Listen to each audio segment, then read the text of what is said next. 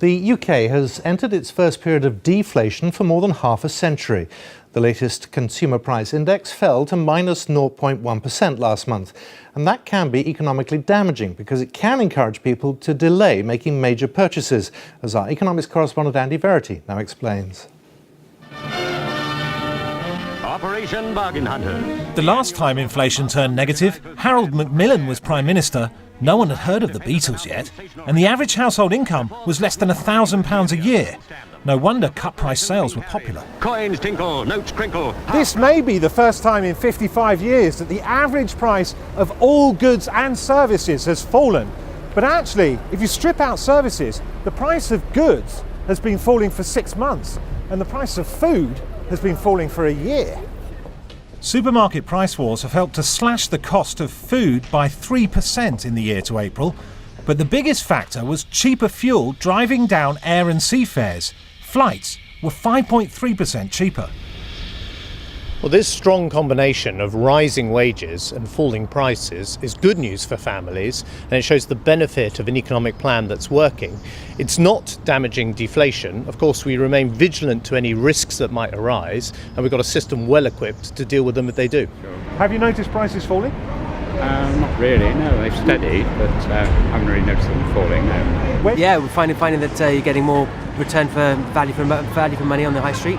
Have you noticed prices falling? No. Both the government and the Bank of England have been at pains to say this is temporary. If prices kept falling for years and wages followed them, that could drag the economy into a lasting slowdown. But so far, wages are going in the opposite direction.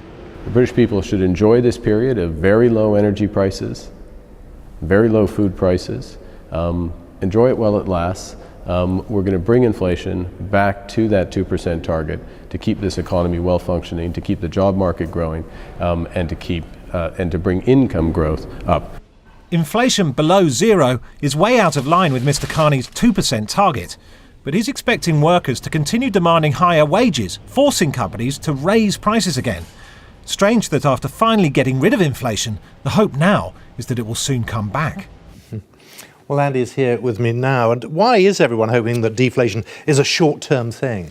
Well, Simon, it's partly because the fear of a deflationary spiral is there, what you mentioned about people putting off purchases in the expectation that prices will fall. But the other thing about deflation that's potentially harmful is the effect it has on debt. We have big debts, both on a government level and on a personal level. And actually, inflation is quite good for your debts. People forget about this. But just to illustrate the point, think back to someone you knew who took out a mortgage of, say, £5,000 in 1970. That was the average house price at the time, and it probably seemed like a huge burden of debt.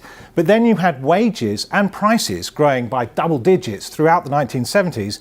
By the time 1980 came around, that mortgage didn't seem so huge at all. Your repayments were much more manageable. If you don't have inflation, that goes into reverse. Your debts hang around, they don't shrink, and they get harder and harder to service. And that's the risk if we have a lasting period of falling prices. Andy Verity, thank you very much.